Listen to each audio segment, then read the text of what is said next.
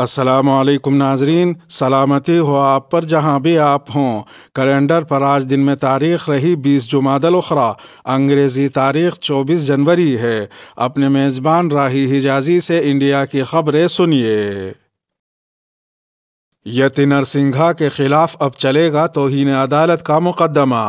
India کے attorney general کے وینو گوپال نے شدت پسند ہندوتو لیڈر یتی نرسنگھا کے خلاف سپریم کورٹ کی توہین کا مقدمہ چلانے کی اجازت دے دی ہے۔ سماجی کارکن شچی نیلی نے اٹارنی جنرل کو خط لکھ کر اس سلسلے میں اجازت مانگی تھی۔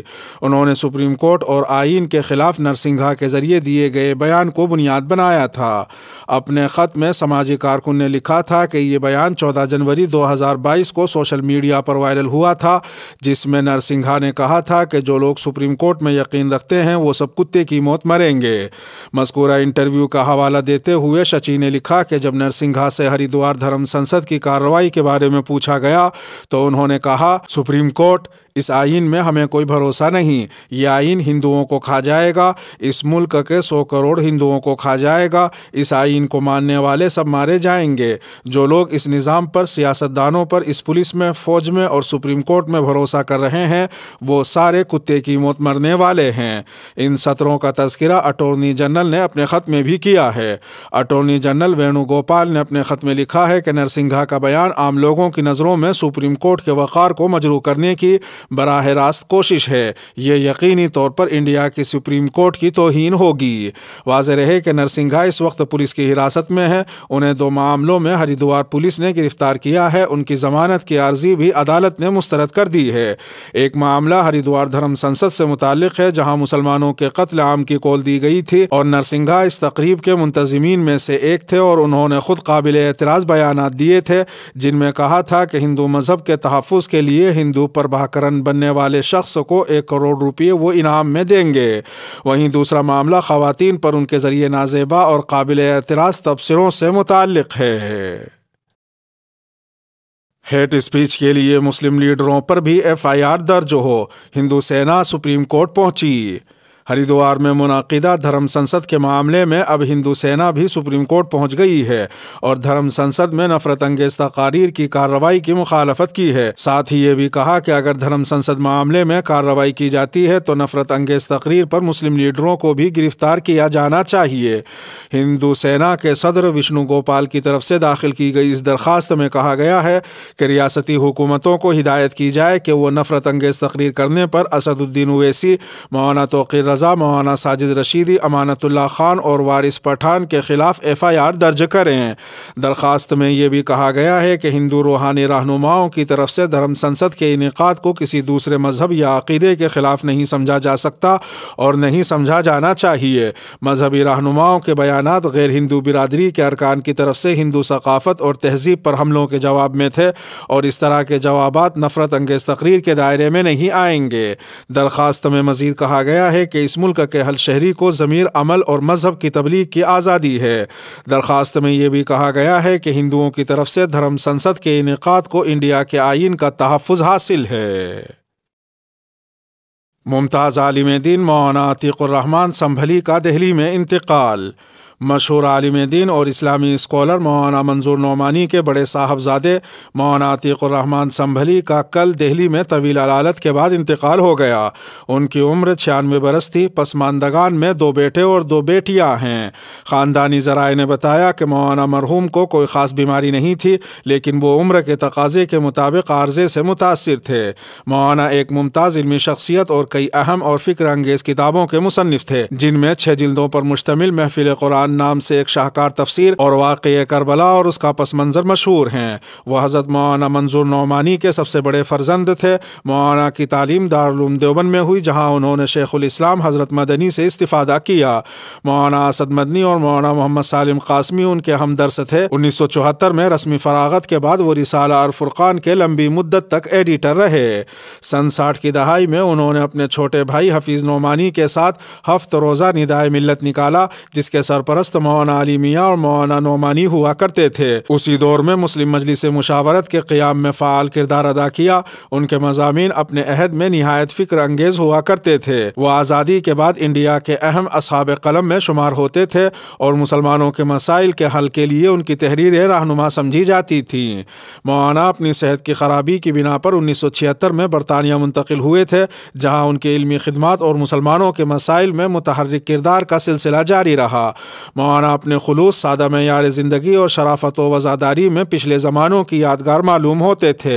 علالت اور کبر سنی کے عوارض کی وجہ سے وہ کئی سال سے دہلی میں اپنے صاحبزادے مولانا عبید الرحمن سنبھلی کے ساتھ مقیم تھے۔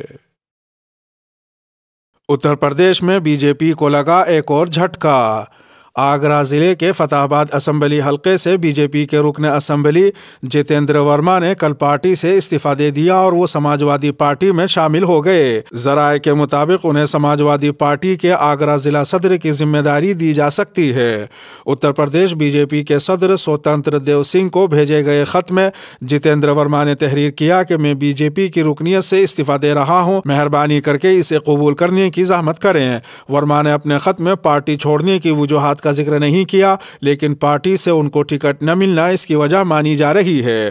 سیاسی مبصرین کا کہنا ہے کہ بی جے پی نے چونکہ اس انتخابات میں جتیندر ورما کو فتح آباد سے ٹکٹ نہیں دیا بلکہ ان کی جگہ چھوٹے لال ورما کو ٹکٹ دیا ہے، اس لیے ان کے حامیوں میں ناراضگی اور غصہ تھا، جس کی وجہ سے انہیں یہ فیصلہ لینا پڑا۔ واضح رہے کہ جتیندر ورما پہلے سماجوادی کے رہنما ہی تھے، جو سال 2014 میں بی جے پی میں شامل ہو گئے تھے اور سال 2017 میں انہیں بی جے پی نے اپنا امیدوار بنایا تھا اور انہوں نے سماجوادی پارٹی کے راجندر سنگھ کو 33,000 ووٹوں سے شکست دی تھی۔ ہندو مسلم اور جنات 2.5 ماہ کے انتخابی مہمان ہیں۔ کسان لیڈر راکیش ٹکیت نے دینک بھاسکر کو بتایا کہ ہندو مسلم اور جنات 2.5 ماہ تک سرکاری مہمان کے طور پر مغربی اتر پردیش میں رہیں گے۔ وہ سرکاری پیرول پر ہیں، 15 مارچ کے بعد یہ تینوں چلے جائیں گے۔ ٹکیت کا مزید کہنا ہے کہ ہندو مسلم ایک فضول مدعا ہے اور کچھ نہیں، یہ ایک کھلا جھوٹ ہے۔ یہ لوگ یعنی بی جے پی والے یہی کروانا چاہتے ہیں۔ ٹکیت کے مطابق اس بار بی جے پی کو مغربی اتر پردیش میں ووٹ ملنے والا نہیں ہے۔ انہوں نے مزید کہا کہ 2010 سے پہلے مغربی اتر پردیش میں مسلم جاٹ کھاپ ایک ہوا کرتی تھی، مہا پنچایتیں ایک تھیں، پنچایتوں سے مشترکہ طور سے فرمان جاری ہوا کرتے تھے۔ ٹکیت کا مزید کہنا ہے کہ چودھری مہندر سنگھ ٹکیت کی تحریک میں مسلمانوں کو اہم مقام حاصل تھا۔ کھاپ سماجی اور سیاسی دونوں پلیٹ فارمز پر دونوں برادریوں کی موجودگی برابر تھی، جو سن 2010 کے بعد کھوکھلی ہونا شروع ہوئی۔ نتیجتاً 2013 کے فسادات اور 2017 میں ہندوؤں کے نقل مکانی کا مسئلہ سامنے آیا، لیکن اب لوگ ہندو مسلم سیاست نہیں چاہتے ہیں۔ کشمیر میں ویکینڈ لاک ڈاؤن جاری، بازار ویران، سڑکیں سنسان۔ وادی کشمیر میں اتوار کے روز بھی ویکینڈ لاک ڈاؤن نافذ رہنے سے ہر سو بازاروں میں سناٹا چھایا رہا اور کاروباری سرگرمیاں ٹھپ ہو کر رہ گئیں۔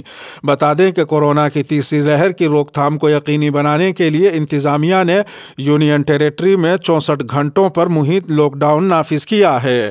لاک ڈاؤن جمعے کی دوپہر 2 بجے سے شروع ہو کر پیر کی صبح 6 بجے ختم ہوگا اور اس کا نفاذ ہر ہفتے اگلے احکامات صادر ہونے تک جاری رہے گا۔ UNI اردو کے ایک نامہ نگار نے اتوار کی صبح مختلف علاقوں کا دورہ کرنے کے بعد بتایا کہ شہر کے تمام بازار بند ہیں اور سڑکوں پر ٹرانسپورٹ کی نقل و حمل بھی معطل ہے۔ انہوں نے کہا کہ لاک ڈاؤن کے نفاذ کو یقینی بنانے کے لیے کئی مقامات پر پولیس کے ناکے لگا دیے گئے ہیں اور اہم جگہوں پر سیکیورٹی فورسز کی بھاری نفری کو تعینات کر دیا گیا ہے۔ نامہ نگار نے یہ بھی کہا کہ اتوار کے پیش نظر لوگوں نے گھروں میں ہی بیٹھے رہنے کو ترجیح دی اور اگر کوئی مجبوری کی حالت میں گھر سے نکلتا تو اسے ماسک وغیرہ لگانا ضروری ہوتا۔ موصولہ اطلاعات کے مطابق وادی کے دیگر مقامات اور قصبہ جات میں بھی اتوار کو لاک ڈاؤن نافذ رہا اور بازاروں میں دکانیں بند اور ٹرانسپورٹ کی نقل و حمل معطل رہی۔ اس کے ساتھ ہی انڈیا کی خبروں کا اختتام ہوا۔ ویڈیو کو آخر تک ملاحظہ فرمانے پر شکریہ، اور اگر عالمی خبروں والی ویڈیو آپ کی نظر سے نہ گزری ہو تو وہ ویڈیو آپ کی اسکرین پر نمودار ہو رہی ہوگی۔ تھم نیل پر ٹچ کر آج کی عالمی خبریں بھی سن سکتے ہیں۔ اپنے میزبان راہی حجازی کو اب دیجیے اجازت۔ سلامتی ہو آپ پر جہاں بھی آپ ہوں۔